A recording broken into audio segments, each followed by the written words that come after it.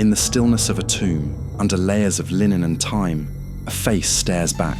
Its jaw is frozen open, its mouth stretched wide in a silent scream. Was it pain, terror, or something even stranger? These are the screaming mummies of ancient Egypt, and their story defies everything we thought we knew about death and what comes after. For thousands of years, the Egyptians mastered the art of dying. They believed the body was the soul's anchor in the afterlife. To ensure immortality, they removed organs, dried the flesh, wrapped the body in sacred linen, and buried it with spells, amulets, and purpose. Death to them was a doorway, not an end. So when archaeologists began unearthing bodies that didn't fit that narrative, bodies twisted, mouths agape, faces contorted, they were stunned. This wasn't serene passage. This was something else. The most famous among them is simply known as Unknown Man E. He was discovered in 1886 in a royal cache at Deir el-Bahari.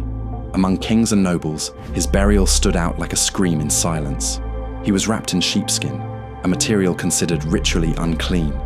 His body was not embalmed. His hands and feet were bound, and his mouth wide open as if frozen mid-scream. For over a century, his identity and cause of death remained a mystery. Was he buried alive, poisoned, cursed? Some believed he was a traitor, perhaps executed and denied proper burial. Others suggested natural causes, that the jaw simply dropped after death. But forensic science had other ideas. In the early 2000s, CT scans revealed startling new clues.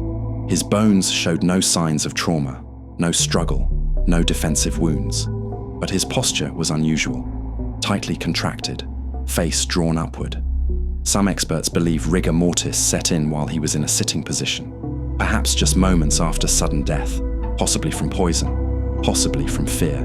And then, a theory surfaced that changed everything. What if Unknown Man E wasn't just a nobody? What if he was someone royal? Some scholars now believe he was Prince Pentawer, the disgraced son of Pharaoh Rameses III. Pentawer was implicated in the Harem conspiracy, a plot to assassinate the king and seize the throne. The plot failed, the conspirators were captured, and Pentawer, according to ancient records, was given the chance to take his own life. Forced suicide, no honor, no proper rights. If true, Unknown Man E wasn't just a scream in the dark. He was a royal son, a traitor, and a warning. But he's not alone. Other screaming mummies have been found, some with mouths open wide, others with twisted limbs. Are they all cases of improper mummification, victims of disease, post-mortem decay? Or have we simply misunderstood the evidence? In Egyptian tradition, the mouth was ritually opened during burial, a ceremony to restore speech in the afterlife. Could these open jaws be that preserved too well, or did something interrupt the ritual? The truth may lie somewhere between science and belief.